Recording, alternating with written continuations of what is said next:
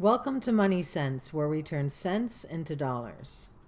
So, I was speaking to a TD financial advisor the other day, and he had an insight into investing that I'd never heard before.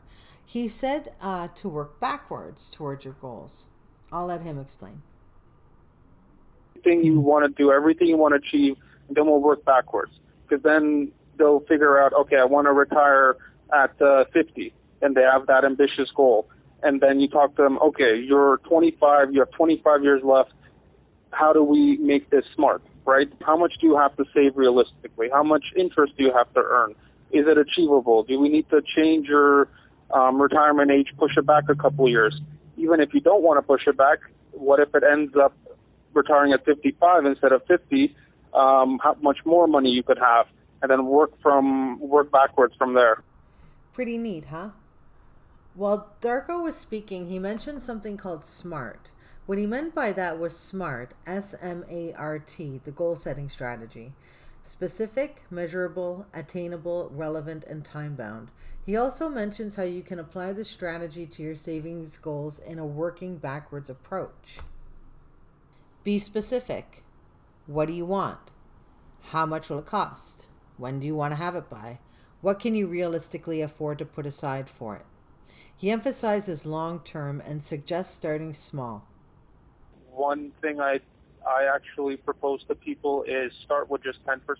And it seems counterintuitive, but I tell them this is the money you're never allowed to touch in your life. Because, first of all, we're not going to feel it. 10% is usually less than a few $100 or a few $100 per month for most people. So maybe you'll go to Starbucks less, you'll eat out one time less per month, you won't really notice it. And the reason I say not to touch this money ever is because by the time it comes to retirement, the idea is you would have grown it so much and that now you just live off the interest or dividends from that money.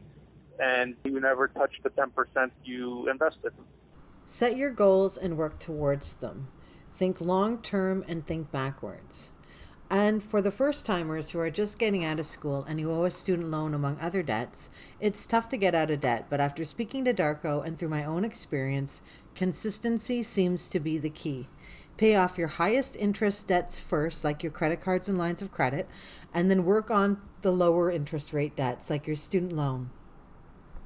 So you pay OSAP what they need to get, or you try to get, I think they called it the payment vacation, something like that, where you don't have to pay as long as you're not earning enough money, basically. And you really focus on those high interest debts, the credit cards and the lines of credit.